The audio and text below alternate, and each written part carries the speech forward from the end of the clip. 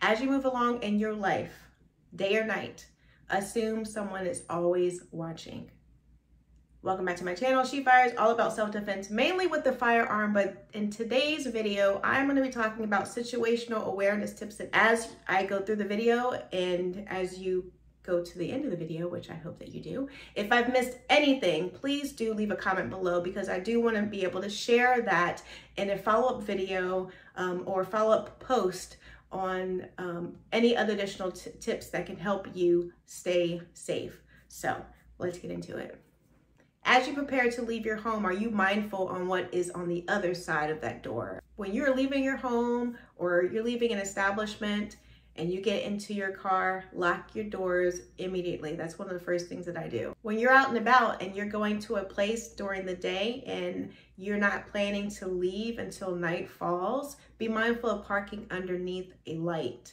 And of course you want to park as close as possible, but if you don't have the opportunity during the day, I've done this before where, okay, I know I parked really far. Let me leave now while it's light out and move my car closer. I might have a better chance of getting a closer parking space by the door so that when nighttime does come, you're close and you're underneath a light. If you're leaving from an establishment and you're walking to your car and you don't feel comfortable, ask someone to walk with you. Ask security to walk you to your vehicle so you get in safely. Another thing is when you are in your car, and especially at night, when you cut your dome light on, don't lollygag. One of my favorite words, lollygag. Fiddling in your bag or, touching stuff where you're not paying attention to your surroundings. You have the spotlight on you and it's dark out. You can't see out, but people can see you because your light is on. So be mindful of that as well. One of the more obvious things, but it's important to remind you, is when you're out and you need to get gas or you need to get money, try to do those things during the day. Of course, a crime can happen at any time, but you reduce your risk when it's not at night. Another tip is if you need keys to open up a door, have them in your hand. Minimize that risk that someone can come up behind you because you're looking for them and you're distracted. Always keep your head on a swivel, which brings me to the self-defense tools. If you watched my video, and if you haven't, it's in the video description below, and at the end of this video, I share with you some of the self-defense tools that I use, and I brought my keys out to show you. This is my pepper spray. It's super small. If you see that, it's just kind of, and please be sure to check your local state laws. I live in Florida. They're a little less restrictive on these types of self-defense tools. So I carry this with me almost everywhere I go, walking, going to the mailbox. If you watched other videos, there's crazy people. There's wild animals and wild people out here. So I want to make sure that if I don't have my firearm, I don't require my firearm, I have something else that will still give me the protection that I need and will make me feel comfortable. So I keep this on here. There are other tools too. Taser, a baton. I have it in my car, otherwise I show you. There's situations, different tools call for different situations. Of course, if you follow me, you know that I have firearms. And so I have different degrees of self-defense tools that I have in reach.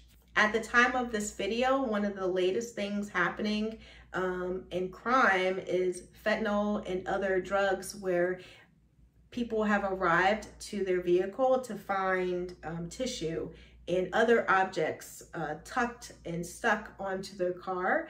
If you watch the one video, there was a lady who had tissue kind of stuck in her handle, her car door handle, and she used her nails, I don't have any, but she used her nail to move the tissue, but she still touched the door handle. And fortunately, she was with her husband, I believe, and she started to immediately get sick, and he rushed her to the hospital.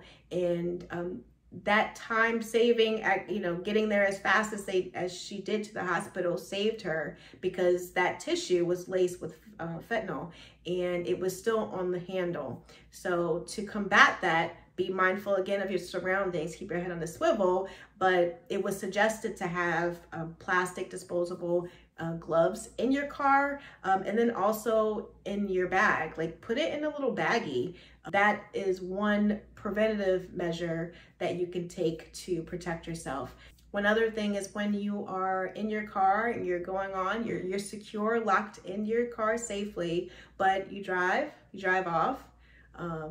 Make sure that you're aware of your surroundings even when you drive. Make sure no one's tailgating you, no one's following you. If you went out shopping and you got all these bags, I'm gonna do a video on that, and you have all these bags and someone's followed you because they saw, oh, they bought a lot of stuff. Let me go and, you know, let me carjack them. Let me rob them of their belongings. Let me follow them home and you know, rob them. So being mindful, even when you leave in your car, who's behind you, especially at night. Maybe not take the same route home. Again, trust your intuition. If something doesn't feel right, take the extra second or minute or two to do something different so that it keeps you safe.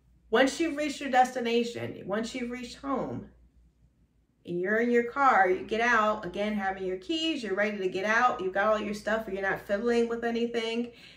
Make sure that you're looking ahead to your door, to where you live, to wherever you're going to.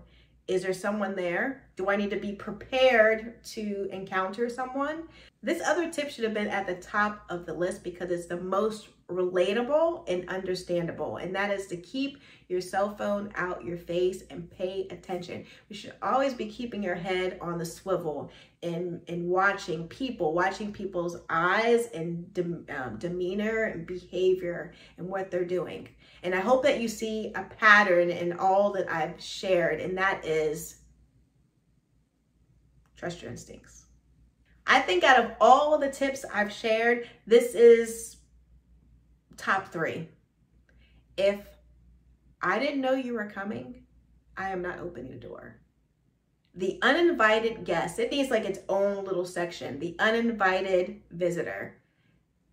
Don't, you know, you can knock until your knuckles bleed. If you were not invited, if I was not expecting you, the door will not open, and most times I won't even acknowledge it. You should have called first, okay? It goes for, I won't say my relative, but there's situations like that too, right? The Girl Scout cookie girl, I lost my dog neighbor, Amazon dropping off packages, which is a wonderful time when I get Amazon packages. It doesn't matter. DoorDash or Uber Eats, those little food delivery services, which I do not do. Have you seen those stories? No, thank you. But until those people leave my door, I'm not going to the door. I wait until they're long gone, even if it's the, you know, FedEx, UPS, which I'm sure they're very nice people. But I'm not opening the door. If I don't have to sign for it, if I don't know in advance, which they tell you, but you have to sign for a package, I know that that's happening, I'm not opening the door. There's no reason for it. Just my opinion.